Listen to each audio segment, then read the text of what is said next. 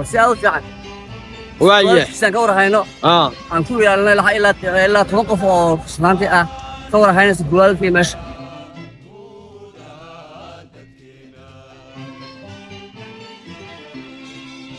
بسم الله الرحمن الرحيم مقعي وعبد الناصر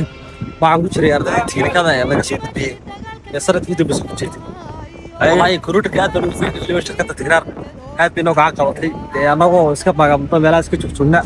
imika inta taagnay waxna waa ka faa'iidna aad noo uga faa'iidnay wax fiican aad boqolna salaatan aad uga faa'iidnay waa runta aan ku aad uga nasiib badan oo karaya sababtoo iyo waxa qolbeeyda waxa kuwi aga saluu dhaqay ee fursad helay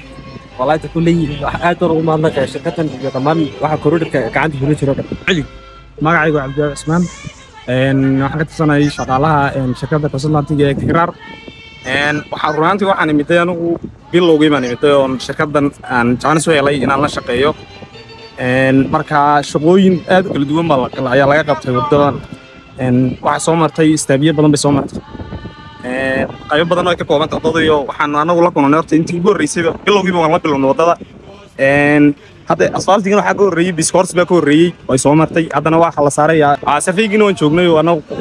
qalabka si fiican u fahanaa hadda ka hor waxa ma fahansanin waxa soo qaadan wax theory ahaan ma soo qaadan wax practical ma soo qaadan chance waxaan helay shirkaddan markaanu ka shaqeynay waxaan chance helay inaan instrumentadii kala duwanaa aanu kala fahanno habka lagu shaqeynay instrument kastaba qaabka uu shaqeeyay fahanno marka alxamdulillah si fiican u fahanay khibrad badan oo ka qaadanay waxaana nagu dhiirigeliyay managerka ayaga Maxamed Ibrahim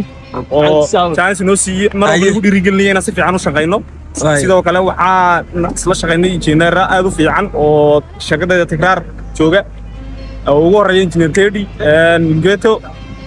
Alexi oo si fiican oo gacan qabtay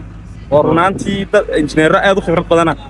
marka dhamaantood aad baan u mahadcelinayaa ugu horeeyo engineerka ayaga Maxamed Ibrahim oo managerka ayaga